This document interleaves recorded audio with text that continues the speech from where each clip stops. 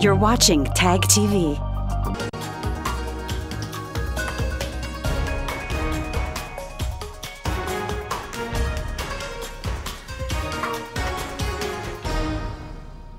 Hello viewers, I'm your host Uzma Jafri with another episode of South Asia Focus. Let's begin the show with Nepal, which hosted the 4th summit of 7-nation grouping of BIMSTEC in capital Kathmandu. The grouping that aims to develop ties among the countries along the Bay of Bengal reviewed the entire gamut of multilateral ties and proposed further options in order to make it more active and strong. A report.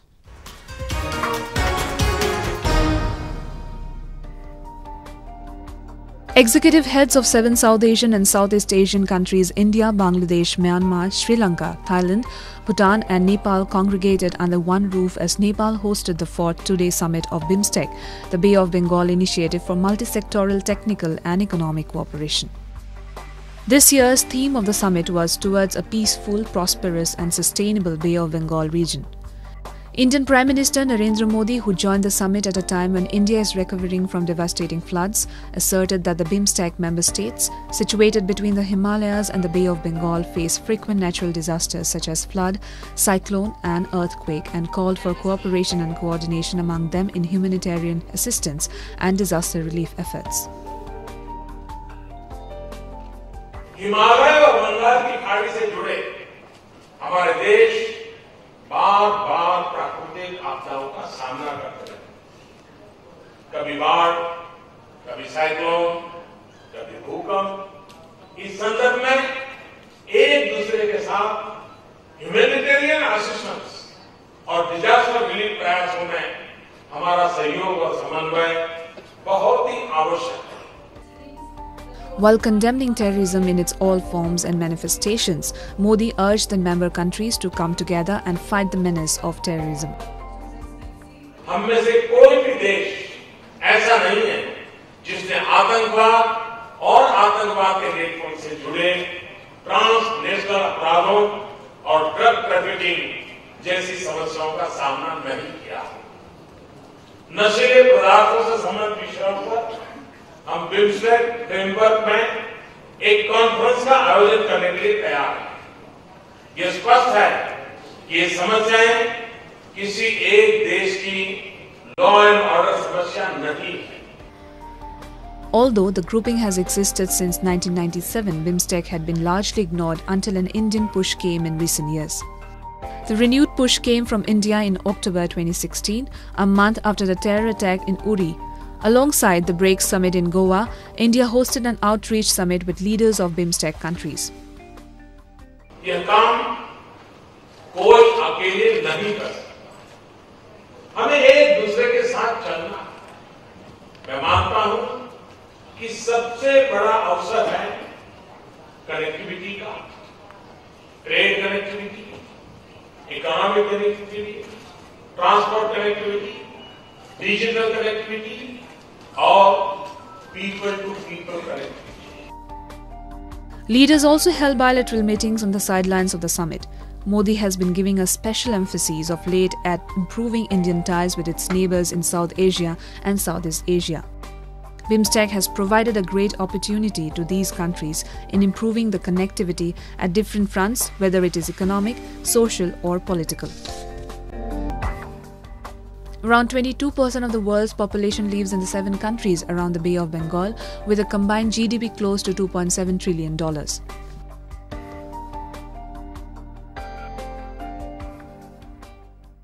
All 7 countries have sustained average annual rates of growth between 3.4% and 7.5% from 2012 to 2016.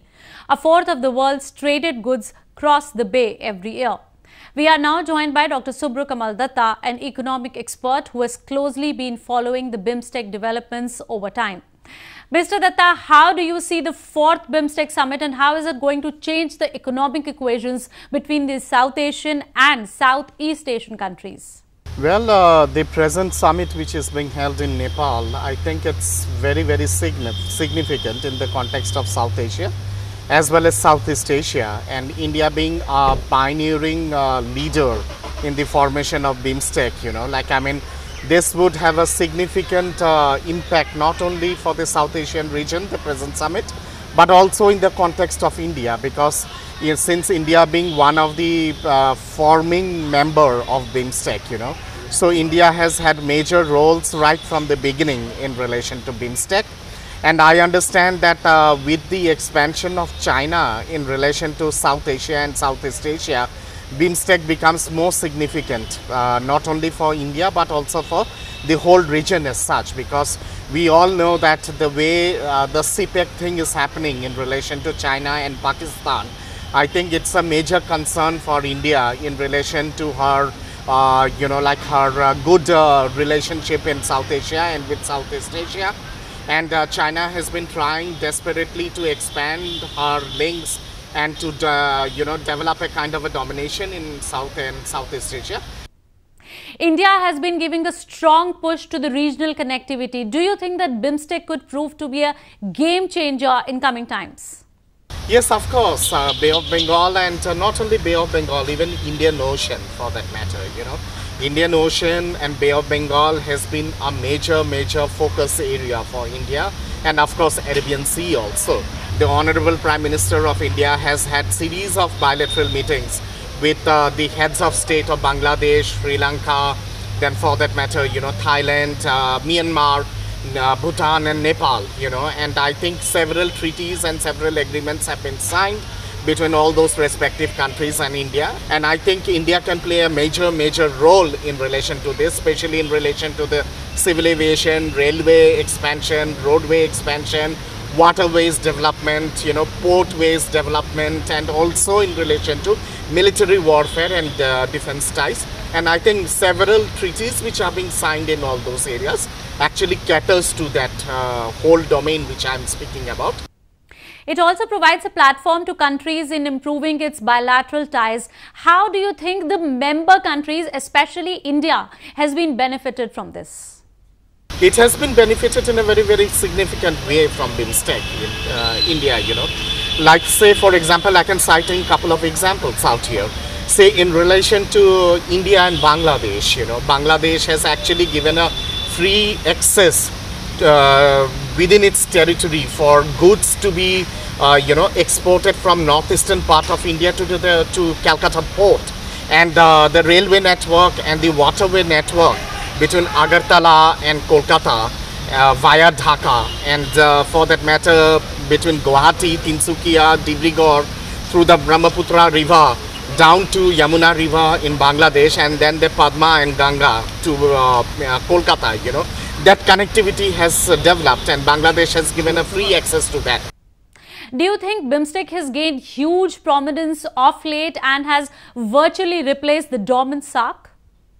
Well, I would not say that it has replaced the dormant SAARC as such, because yes, in SAARC we do have problems because of Pakistan, and all the countries of SAARC do have problems with Pakistan on the issue of terrorism, on the issue of ISI intervention, and on the issue of political expansion of political Islam.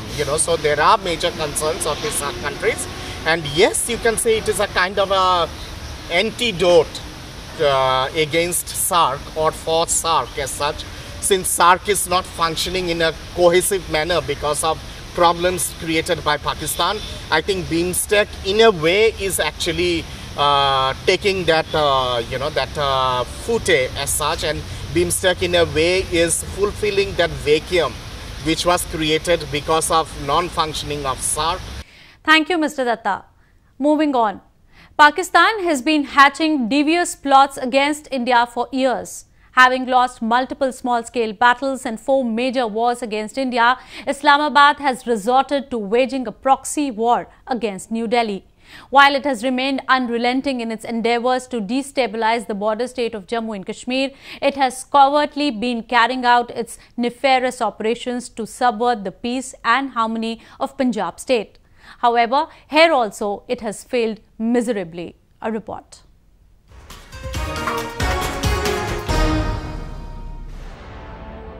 Rattled at the massive moral defeat it suffered at the Trafalgar Square in London, Pakistan-backed Sikhs for Justice, a pro-Khalistan organization, has stooped as low as making physical assaults at those Sikhs who do not approve of its blueprint for achieving its secessionist agenda. These goons working at the payroll of Islamabad repeatedly attacked Delhi Sikh Gurdwara Management Committee DSGMC chief Manjeet Singh GK in New York and California.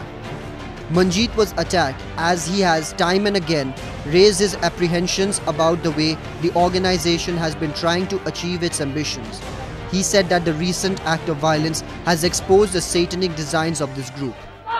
University Guru Ghar de vich main santan de naal इथों के मोहतबर सजना के नाल मत्था taken आया सी 25-30 मुंडे जिहड़े आए गुरु घर दे विच इन्हां ने मेरे ते हमला किया। गुरुद्वारे की मर्यादा देखते हुए मैं अपने साथियों को आख्या कि आपां कुछ नहीं कहना, ये जो करते ने करते रहन।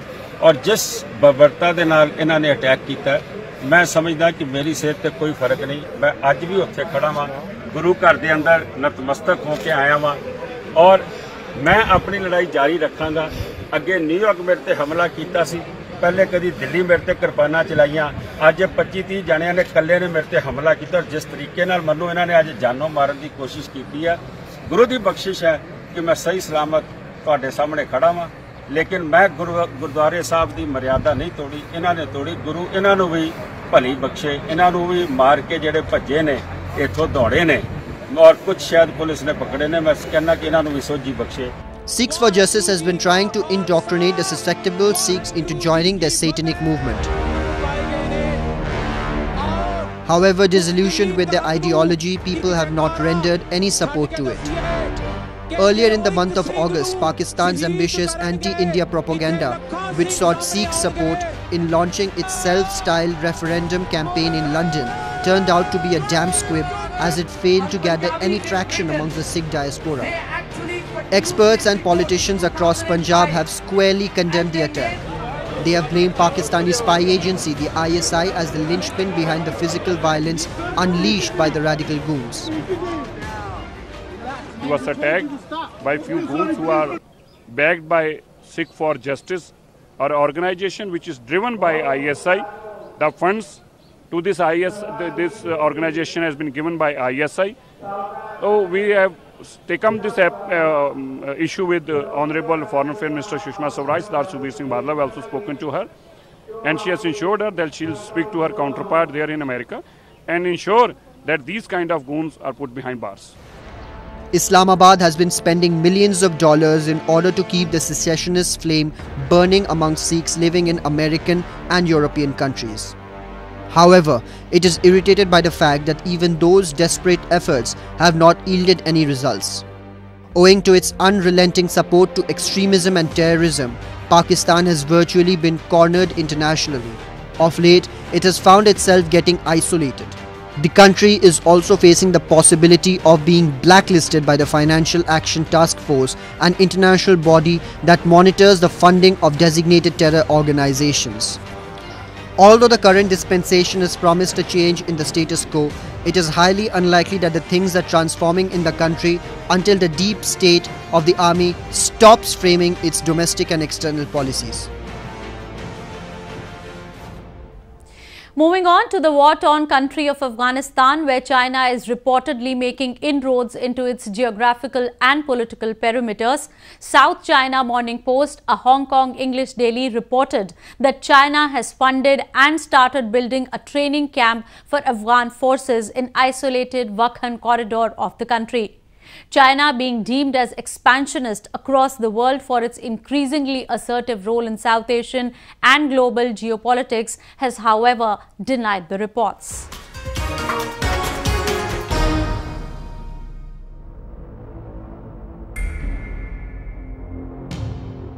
Massive ripples were created as soon as reports of China establishing a military base hit the force.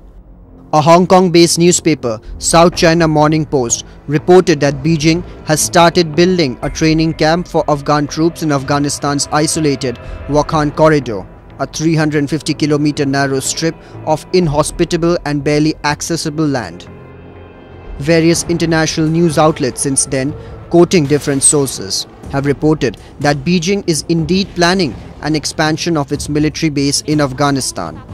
which many across the international arena believe to be a part of an ambitious Chinese imperialism. The Chinese government has denied reports of Beijing building a military base in Afghanistan, terming them groundless. While the Chinese Defense Ministry said that the so-called issue was groundless, Foreign Ministry too labeled the reports untrue. 他说要修建在中国在阿富汗修建训练营，并且派遣军队。那么既然修建训练营，它本身就是一个不存在的情况，就是不属实的消息，那么跟它相关的自然也不属实了。 China has been aggressively building its infrastructure and increasing its military capabilities across many countries in recent times. It has made huge investments in South Asian countries of Sri Lanka and Maldives in the name of the Belt and Road Initiative. Critics, however, have condemned Chinese moves and have termed it a part of its expansionist design.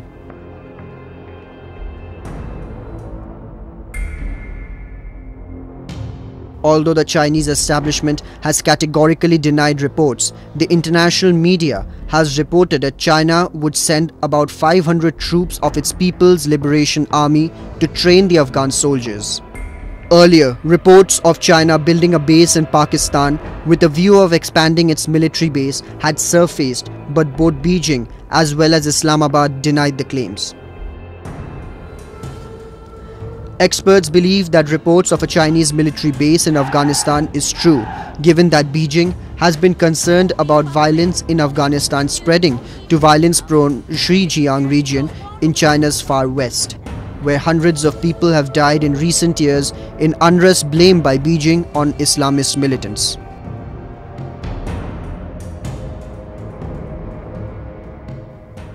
Last year, China had opened its first military base in the Horn of Africa country Djibouti, and there were umpteen reports of it opening another in Pakistan, with credible sources claiming China is now eyeing to set up one in Afghanistan. Beijing surely looks like aiming at expanding its military base in Asia and other parts.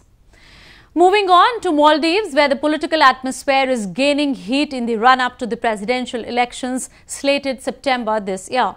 The United Opposition's candidate Ibrahim Mohamed Solih has launched a scathing attack on the incumbent president Abdullah Yameen, calling him an autocrat who is trying every trick in the book to rig the upcoming elections. A report.